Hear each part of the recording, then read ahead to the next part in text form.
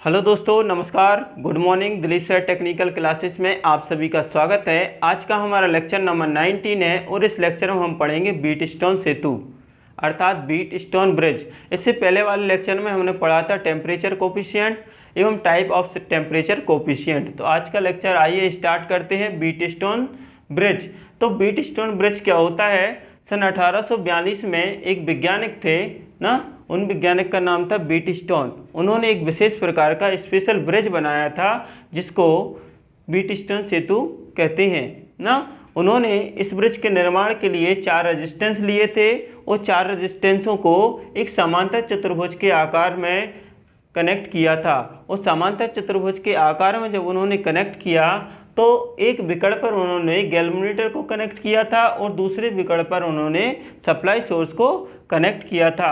अब हम समझते हैं इस डायग्राम की सहायता से ना, तो डायग्राम की सहायता से समझते हैं कि यहाँ पर P, Q, R, S 4 resistance हैं ना, और 4 रेजिस्टेंस हैं जो कि समांतर चतुर्भुज की भुजाओं के अनुसार जुड़े हुए हैं। और समांतर चतुर्भुज में हम जानते हैं कि 2 विकर्ण होते हैं, तो 2 विकर्णों में से एक विकर्ण अर्थात एक डायगोनल पर गैल्वेनोमीटर जुड़ा हुआ है और दूसरे डायगोनल पर क्या जुड़ा हुआ है? सप्लाई सोर्स जुड़ा हुआ है। तो इस प्रकार का जो ब्रिज होता है ये बीट स्टोन ब्रिज होता है। जब बीट स्टोन ब्रिज जो होता है इसमें 2 जो रेजिस्टेंस होते हैं फिक्स वैल्यू के रहते हैं और एक जो रेजिस्टेंस होता है ये वेरिएबल वैल्यू का होता है और एक जो रेजिस्टेंस होता है अननोन रेजिस्टेंस होता है जिसको हमको ज्ञात करना होता है। जब हम सप्लाई देते हैं तो सप्लाई देने पर देखते हैं कि यहाँ से करंट प्रवाहित होती है। ये जो करंट है I यहाँ पर जाकर 2 भागों में बढ़ जाती है ना। तो मान लेते हैं कि यहाँ पर I1 प्रवाहित होगी, इस साइड जाने वाली करंट I1, और इस साइड मान लेते हैं कि इस साइड जाने वाली करंट क्या है? I2 है।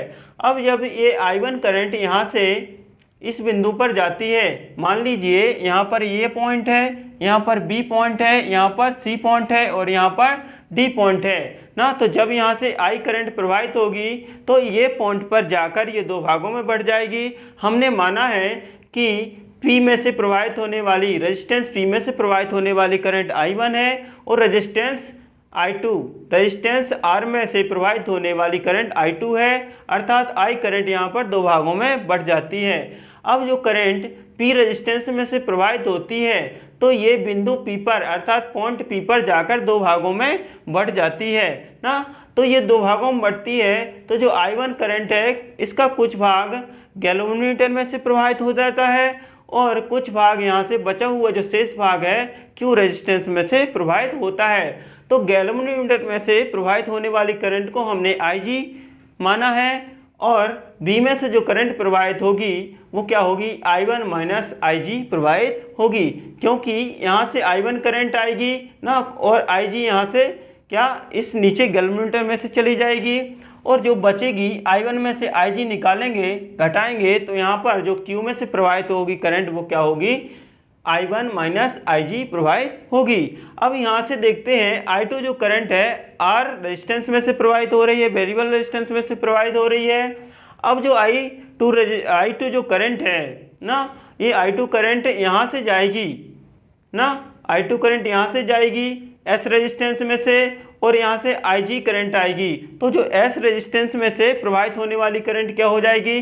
कुछ करंट यहाँ से आएगी, कुछ करंट यहाँ से आएगी। तो दोनों करंटों का सम क्या होगा? इस S रेजिस्टेंस में से प्रवाहित होने वाली करंट होगा। अब हम यहाँ पर देखते हैं कि जितनी करंट यहाँ से आना था ना उतनी करंट यहाँ से निकलना था। तो देखते हैं यहाँ पर उतनी ही करंट निकलती है या नहीं निकलती है।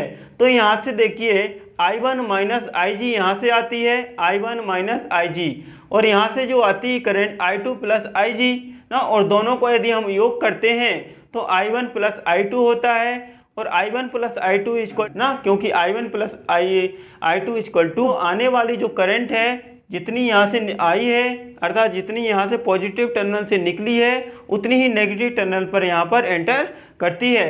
तो इस प्रकार के जो सेतु होता है उसको बीट स्टोन सेतु कहते हैं। अब जो बीट स्टोन सेतु होता है उसका एक सिद्धांत होता है जिसको हम बीट स्टोन सेतु का सिद्धांत कहते हैं। तो बीट स्टोन सेतु के सिद्धांत के अनुसार जब 4 रेजिस्टेंसों को इस प्रकार से कनेक्ट किया जाए कि वो समांतर चतुर्भुज के आकार में हो और एक विकर्ण पर गैल्वेनोमीटर लगाया जाए और दूसरे विकर्ण पर सप्लाई सोर्स को लगाया जाए। तो जब सेतु संतुलन की स्थिति में होता है तो उनकी संगत भुजाओं का रेशो होता है आपस में बराबर होता है। यही व्हीटस्टोन सेतु का सिद्धांत होता है ना, कि जब सेतु संतुलन की स्थिति में होगा तो उनकी संगत भुजाओं का रेशो, रेजिस्टेंस की संगत भुजाओं का जो रेशो होगा वो आपस में बराबर होगा। अब व्हीटस्टोन सेतु कब संतुलन की स्थिति में होगा? तो जब गैल्वेनोमीटर में से प्रवाहित होने वाली करंट की वैल्यू 0 होगी, उस समय ये सेतु होगा वो बैलेंस कंडीशन में होगा। अब हम देखते हैं कि गैल्वेनोमीटर में से प्रवाहित होने वाली करंट कब 0 होगी? तो जब पॉइंट बी और पॉइंट डी के बीच पोटेंशियल डिफरेंस यदि 0 होता है तो उस समय गैल्वेनोमीटर में से प्रवाहित होने वाली करंट की वैल्यू 0 हो जाती है ना। तो जो बैलेंस की कंडीशन है वो क्या है, यहाँ पर हम देखते हैं। तो बैलेंस की पहली कंडीशन है कि यदि गैल्वेनोमीटर में से प्रवाहित होने वाली जो करंट है IG = 0 हो जाए ना, तो ये क्या होगा, ये जो ब्रिज है व्हीटस्टोन ब्रिज ये बैलेंस कंडीशन में होगा। और जब ये बैलेंस कंडीशन में होगा तो इसकी संगत भुजाओं का जो रेशो है वो बराबर होगा ना, अर्थात यहाँ पर रेजिस्टेंस P इसकी संगत भुजा क्या है Q है और रेजिस्टेंस R इसकी संगत भुजा क्या है S है। तो इसका रेशो इसके रेशो को बराबर होगा, अर्थात दूसरी जो कंडीशन होगी बैलेंस होने की, सेतु के बैलेंस होने की, वो होगी संगत भुजाओं का रेशो आपस में बराबर होगा, अर्थात P/Q = R/S। ठीक है, ये सेकंड कंडीशन है व्हीटस्टोन सेतु के संतुलन होने की। और तीसरी जो कंडीशन होती है ना, तीसरी जो कंडीशन होती है यदि आमने सामने भुजाओं का, यदि आमने सामने वाली भुजाओं का ना गुणनफल आपस में बराबर हो तब भी क्या होता है, व्हीटस्टोन सेतु क्या होता है, संतुलन की स्थिति में होता है ना। तो आमने सामने वाली भुजा अर्थात P भुजा के सामने कौन सी भुजा है, S भुजा है। तो यहाँ पर तीसरी कंडीशन है P × S = R × S है ना। तो आमने सामने की भुजाओं का यदि गुणनफल बराबर होता है तब भी क्या होता है, सेतु बैलेंस कंडीशन में होता है। तो यहाँ पर तीन कंडीशन होती हैं, तीन स्थितियां हैं जब सेतु क्या होता है, बैलेंस कंडीशन में होता है।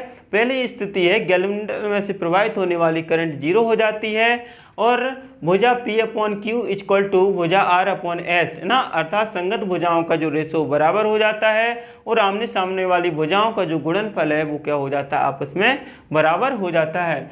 अब यहाँ से यदि हमको अननोन रेजिस्टेंस की वैल्यू ज्ञात करना है तो अननोन रेजिस्टेंस की वैल्यू ज्ञात करने के लिए यहाँ से हमारे पास एक फार्मूला बनता है ना। अननोन रेजिस्टेंस यहाँ पर S है तो यहाँ से हम S की वैल्यू को फाइंड कर सकते हैं। तो S की वैल्यू यहाँ से निकालेंगे तो S = हो जाएगा यहाँ पर R × Q/P ना, ये हो जाएगा S = R × Q/P। अब उसी प्रकार यहाँ से भी हम S की वैल्यू को फाइंड कर सकते हैं। तो S की वैल्यू को निकालेंगे यहाँ से तो S = हो जाएगा R × Q/P ना। तो यहाँ से S क्या है, अननोन रेजिस्टेंस है, तो इस फार्मूले के द्वारा हम अननोन रेजिस्टेंस की वैल्यू ज्ञात कर सकते हैं। अब हम देखते हैं कि जब गैल्वेनोमीटर में से प्रवाहित होने वाली करंट क्या है, 0 है। तो जब इसमें से करंट प्रवाहित 0 हो जाती है ना, अर्थात बैलेंस कंडीशन में होता है, तो यहाँ से इस गैल्वेनोमीटर को हटा दिया जाता है। और गैल्वेनोमीटर को हटाते हैं तो यहाँ से ये वाली जो शाखा है ये ओपन हो जाती है ना। अब जब ये शाखा ओपन होती है तो जब ये शाखा ओपन होती है ना, बी और डी के बीच जो गैल्वेनोमीटर वाली शाखा है ये जब अलग होती है ना, अर्थात ओपन सर्किट होता है, ये वाला बी और डी के बीच का जो सर्किट है, ब्रांच है, वो क्या है, ओपन हो जाता है। तो P रेजिस्टेंस और Q रेजिस्टेंस दोनों सीरीज में आ जाते हैं। उसी प्रकार R रेजिस्टेंस और S रेजिस्टेंस दोनों सीरीज में आ जाते हैं। तो हमारा जो सेतु है कुछ इस प्रकार से बन जाता है। तो वो देखते हैं किस प्रकार से बनता है। तो जब गैल्वेनोमीटर को हटाते हैं तो हमारा सर्किट इस प्रकार से दिखाई देता है ना, इस प्रकार से हमको दिखाई देगा।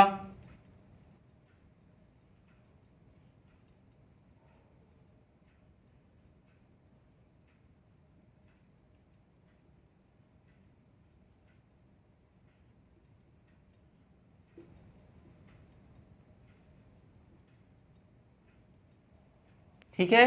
तो जब गैल्वेनोमीटर को हटा दिया है सर्किट से तो हमारा सर्किट इस प्रकार से बन जाता है। और इस प्रकार से जब सर्किट बनता है और इस सर्किट के यदि हम टोटल रेजिस्टेंस ज्ञात करना होता है तो हम कैसे ज्ञात करते हैं, तो हम देखते हैं कि ये दोनों रेजिस्टेंस हैं गैल्वेनोमीटर के हटने से सीरीज में आ गए हैं ना। उसी प्रकार से ये दोनों रेजिस्टेंस हैं गैल्वेनोमीटर के हटने से ये भी दोनों सीरीज में आ गए हैं। तो सीरीज में जब आते हैं तो इनका जो टोटल रेजिस्टेंस हो जाता है P प्लस Q ना, दोनों का क्या हो जाए जुड़ जाता है, यहाँ पर हो जाएगा R प्लस S ना। तो दोनों का रेजिस्टेंस क्या हो जाएगा सीरीज में जुड़ जाता है। फिर उसके बाद हमारा जो सर्किट बन जाता है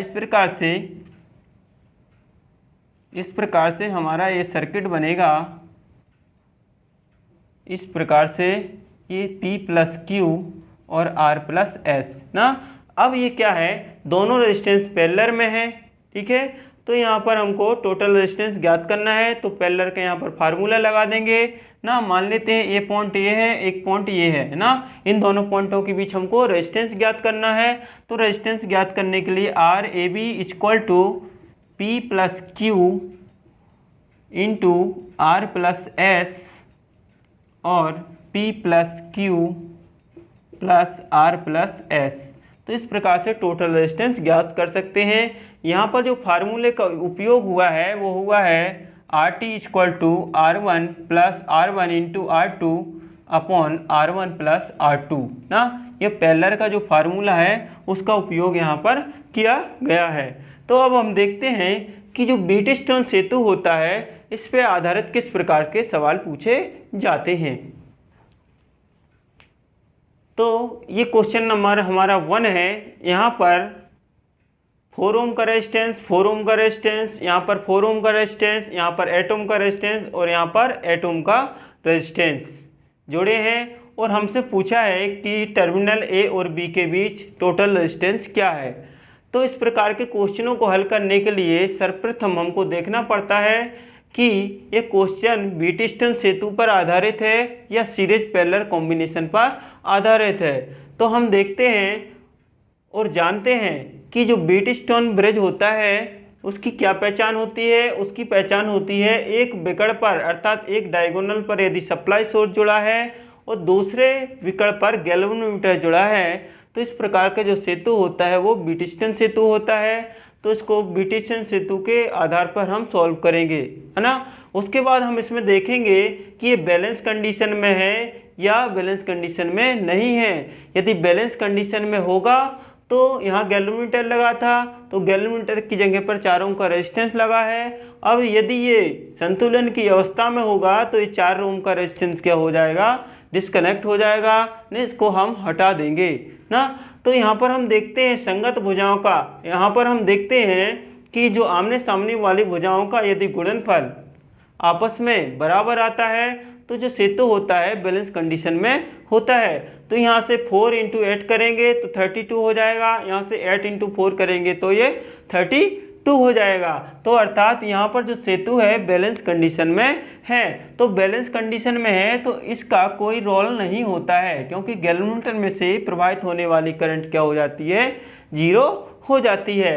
अब हम देखते हैं कि ये दोनों कैसे जुड़ गए हैं सीरीज में, ये दोनों कैसे जुड़ गए हैं सीरीज में जुड़ गए हैं। तो सीरीज में दोनों जुड़ते हैं 4 ओम का रेजिस्टेंस और 4 ओम का रेजिस्टेंस जब सीरीज में जुड़ेंगे तो ये क्या हो जाएगा, 8 ओम हो जाएगा, ठीक है।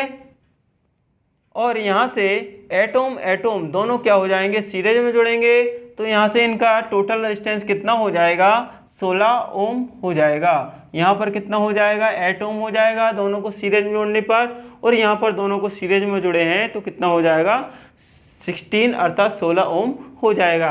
अब इसका सर्किट इस प्रकार से सिंपल आपका बन जाएगा, इस प्रकार से इसका सर्किट बन जाएगा आपका। ये कितने ओम का है, यहाँ पर जुड़ा है 4 प्लस 4 कितना 8 ओम, तो यहाँ पर 8 ओम हो जाएगा और यहाँ पर कितना हो जाएगा 8 प्लस 8 16 ओम हो जाएगा। अब ये दोनों पैरेलल में जुड़े हैं तो पैरेलल का यहाँ पर फार्मूला लगता है RT equal to R1 into R2 upon R1 plus R2, ठीक है। अब R1 की वैल्यू ये मान लीजिए, R1 इसको, R2 इसको मान लीजिए। तो R1 की जो वैल्यू है 8 है और यहाँ पर R2 की वैल्यू 16 है। तो यहाँ पर R1 की वैल्यू 8 है और प्लस लगाए तो प्लस लगा दिया। उसके बाद 16 यहाँ पर R2 की वैल्यू है। ठीक है, अब इसका मल्टीप्लाई करेंगे ना ये जुड़ जाएगा तो कितना हो जाएगा, ये 24 हो जाएगा। अब ये 8 से ये कैंसिल हो जाएगा तो ये कितनी बार कैंसिल होगा, 3 बार कैंसिल होगा ना। तो इसका जो रेजिस्टेंस की वैल्यू आएगी ना 16/3 ओम आएगी, या फिर इसको कैंसिल करेंगे तो कितना आ जाएगा 5.33 ओम। इस प्रकार से इसकी वैल्यू आ जाएगी। तो इस प्रकार से न्यूमेरिकल इसको पूछे जा सकते हैं ना, और भी हम न्यूमेरिकल क्वेश्चन जब सॉल्व कराएंगे तब आपको बताया जाएगा। तो आज का लेक्चर इतना ही। थैंक यू ना। यदि वीडियो पसंद आया हो तो लाइक करना, शेयर करना और चैनल को सब्सक्राइब करना।